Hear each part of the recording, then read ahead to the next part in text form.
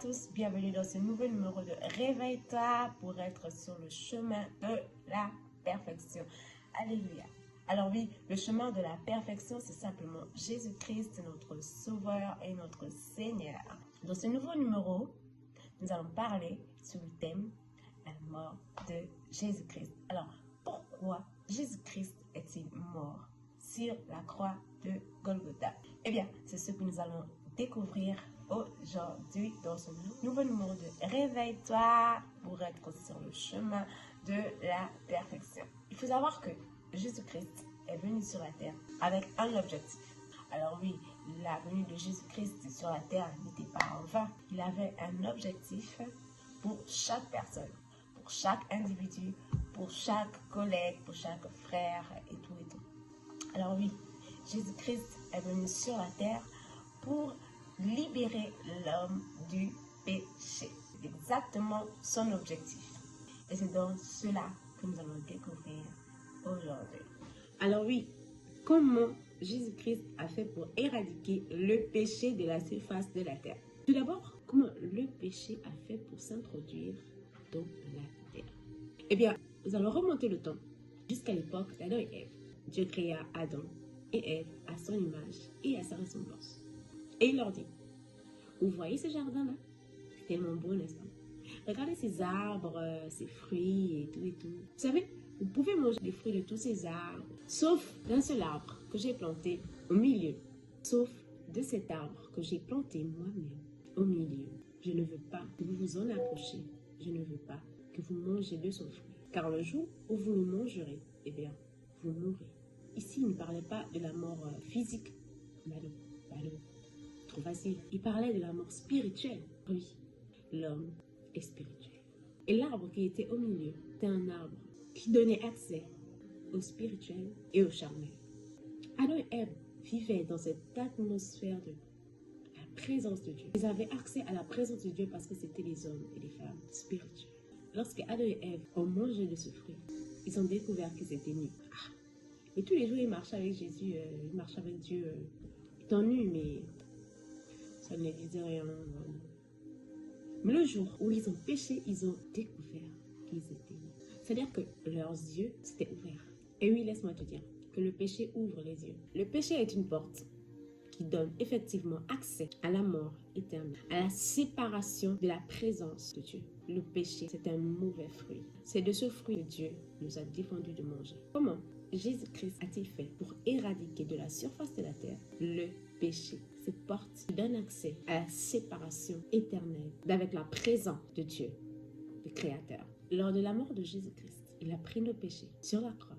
Bien sûr, l'agneau devait être saint, sans péché. Et il n'y avait que celui qui était saint qui pouvait éradiquer de la surface de la terre le péché. Jésus-Christ n'avait jamais péché. Il était saint. Et il était 100% humain et 100% Dieu. Alors, en étant 100% humain, qu'est-ce qui s'est passé à la croix du Calvaire? Il a étendu ses bras comme ça.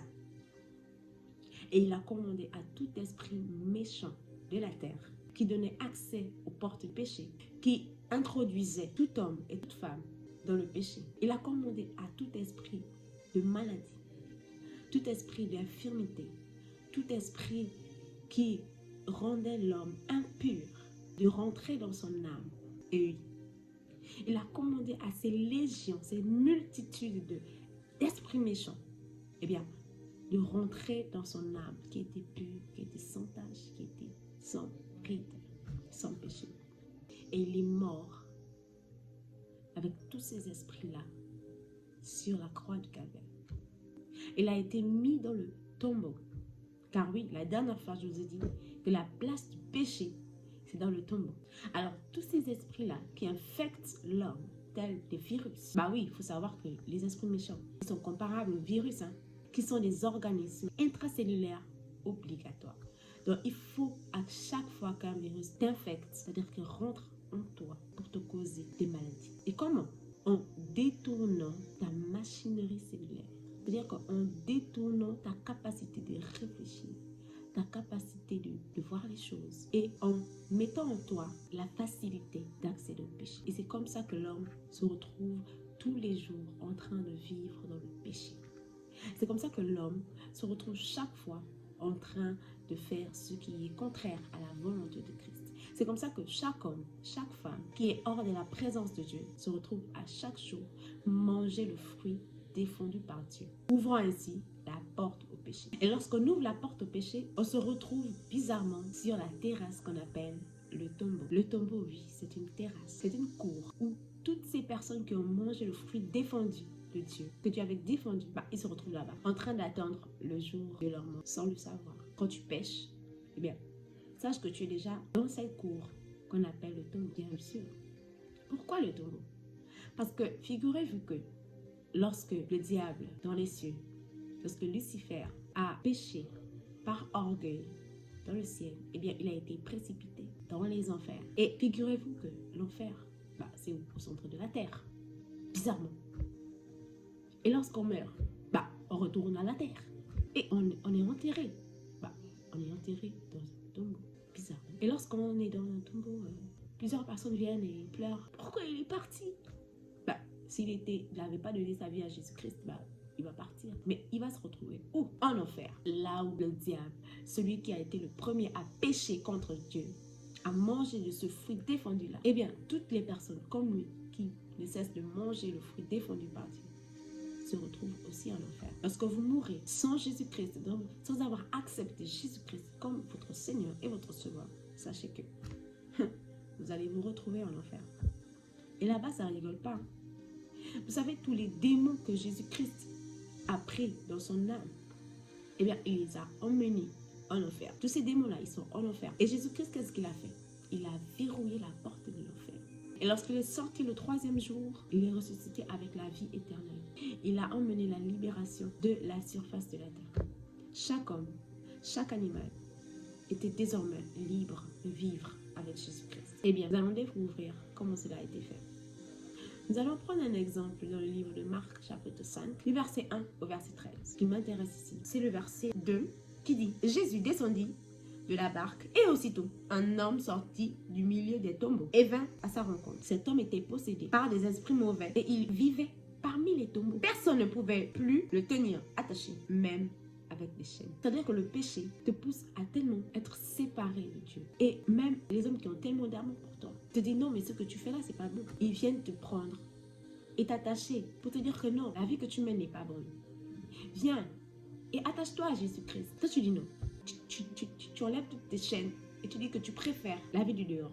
Tu dis que tu préfères être dans le péché que de venir à Christ, que d'être attaché à Christ. Et oui, je disais tantôt que le péché, les esprits mauvais, sont tellement comme des virus qui infectent l'homme jusqu'à détourner notre cerveau-là, notre manière de réfléchir. Et qu'est-ce qui s'est passé pour cet homme? Jésus va dans cette région, dans ce territoire, dans cette cour, au milieu des tombeaux, appelé Gérasénien. Cet homme qui était possédé sort du milieu des tombeaux, vers la rencontre de Jésus-Christ, supplia Jésus en disant d'une voix forte: que me veux-tu, Jésus, fils du Dieu très haut? Je t'en conjure, au nom de Dieu, ne me tourmente pas. Qu'est-ce que Jésus dit? Jésus le regarde et il voit qu'en lui, il y en a plusieurs. Et Jésus dit: quel est ton nom? On est nombreux là. Les gars, je peux donner un nom? Non, dis qu'on appelle multitude. Ok. Eh bien, on s'appelle multitude parce que oui, je ne suis pas seule. En effet, j'en ai plusieurs. On est plusieurs dans cet homme. Alors, Marc chapitre 5, verset 6 nous dit qu'en cet homme, il y en avait une multitude de démons qui tourmentaient cet homme. Et ces multitudes de démons-là, ils voient Jésus arriver. Ils viennent dire à Jésus: je t'en conjure au nom de Dieu, ne nous tourmente pas. Eh bien, ne nous renvoie pas dans les lieux arides. Ne nous renvoie pas en enfer, s'il te plaît. Là-bas, on souffre. On est tellement malheureux. On ne peut pas bien s'exprimer en enfer. On souffre. C'est-à-dire que même les démons en enfer souffrent. Ils supplièrent Jésus-Christ de les envoyer dans un troupeau de porcs. Ces troupeaux de porcs-là, ils étaient au nombre de 2000. Donc, il y avait 2000 porcs sur la colline. Et cette multitude de démons disent à Jésus-Christ: je t'en prie, ne nous ramène pas en enfer. Je t'en prie, pardon. Ne nous emmène pas en enfer, pardon. Et moi, c'est mon qu'on puisse rentrer dans le troupeau de porcs là-bas. 2000 porcs. 2000 porcs. Donc, et la Bible nous dit que Jésus permet à cette multitude-là d'entrer dans les porcs. Qu'est-ce qui se passe? Quand ils entrent dans les porcs, le troupeau de porcs là se jette du haut de la falaise. C'est-à-dire que chaque porc saute de la falaise pour atterri dans l'eau et s'est noyé. Donc ça veut dire que le porc, même l'animal sait, n'a pas été créé pour abriter des mauvais esprits. Et il préfère largement mourir par noyade afin de ne pas afin de ne pas être contrôlé par un esprit mauvais en fait. Il refuse d'abriter un mauvais esprit dans leur corps. Mais à combien plus forte raison les hommes. L'homme peut te dire non, moi le mensonge là j'ai laissé. Moi je laissé le mensonge, je ne monte plus. Et quand tu décides de laisser le mensonge, de faire sortir le mensonge de ta vie, et bien si tu continues à manger le fruit qui a été défendu par Dieu, cet autre esprit vienne et rentre en toi. Cet autre esprit viennent te posséder. Bah non, moi, le mensonge, c'est terminé. Et t'as pas laissé la fornication. T'as pas laissé ta vie de fornication. Ouais, non, mais ça, c'est mon péché mignon, là. C'est trop doux. Oh, je peux pas laisser ça.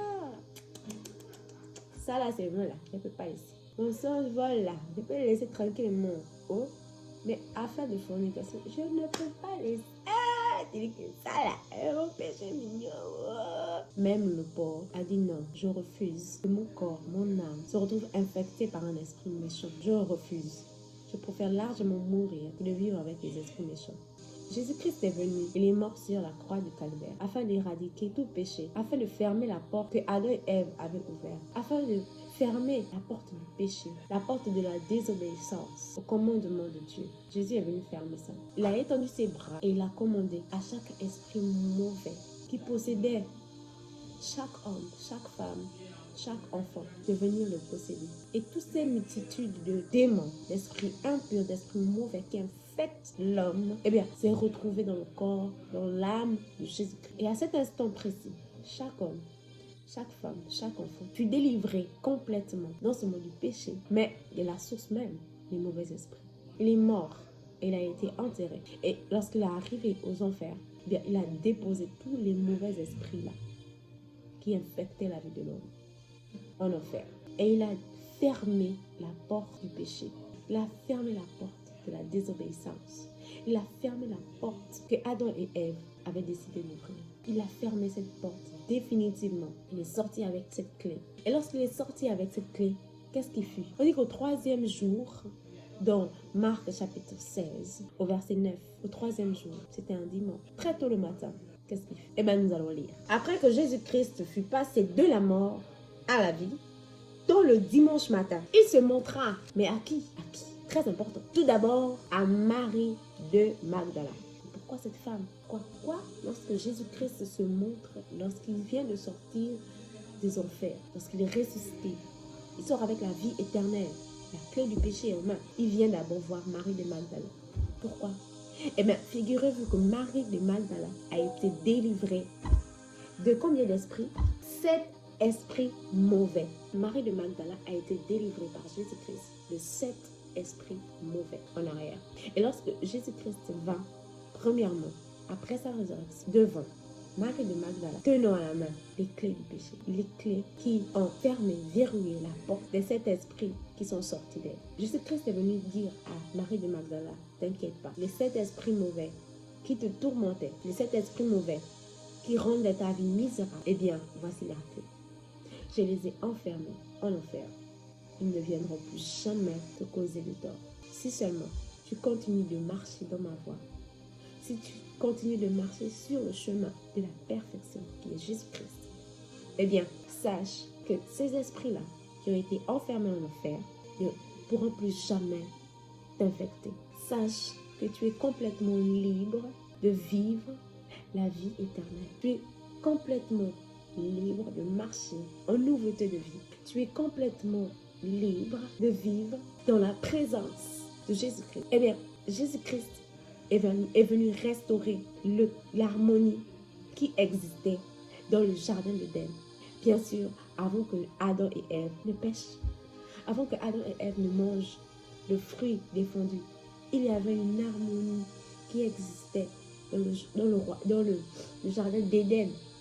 On dit que chaque soir, chaque matin, chaque soir, Dieu venait et parlait avec Adam et avec Ève. Cette communion-là, Jésus-Christ est venu restaurer. Il est venu ainsi fermer la porte au péché et restaurer la porte de la présence de Jésus, de la présence de Dieu. Il est venu nous restaurer. Oui, figurez-vous que Adam et Ève, lorsqu'ils ont péché, leurs yeux se sont ouverts et ils ont vu qu'ils étaient nus. Mais lorsque Jésus-Christ est venu fermer la porte du péché, eh bien, nos yeux se sont redevenus comme les yeux d'Adam et Ève. Eh bien, désormais, par Jésus-Christ, nous ne sommes plus nus, vulnérables au péché. Nous ne sommes plus faciles à manipuler. Grâce à Jésus-Christ, nous sommes revêtus de la présence de Dieu. Grâce à Jésus-Christ, nous sommes désormais libres d'adorer, de contempler la présence de Dieu, notre Créateur.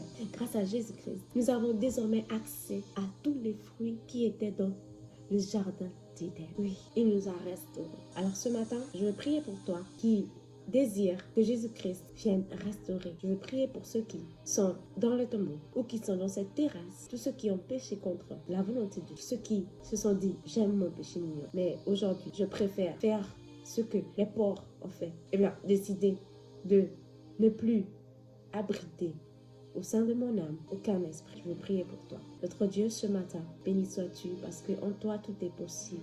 J'ai entendu ta parole ce matin et je désire fermement ne plus avoir accès au péché.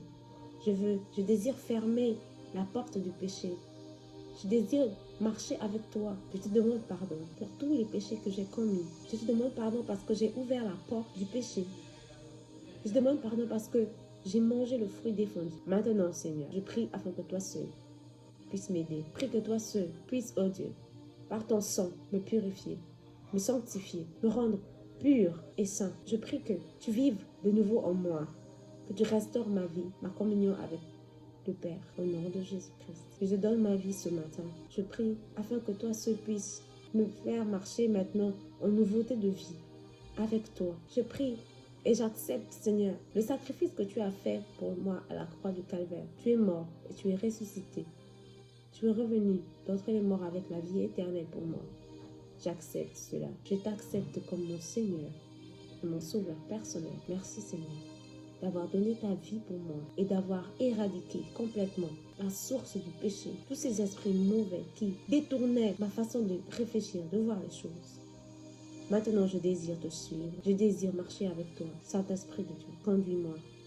Seigneur, la Bible déclare que tu es le chemin, la vérité et la vie. Et que nul ne peut venir au Père s'il n'est pas passé par toi. Seigneur Jésus, je désire passer par toi afin de rentrer dans la présence du Père. Au nom de Jésus. Amen. Soyez bénis.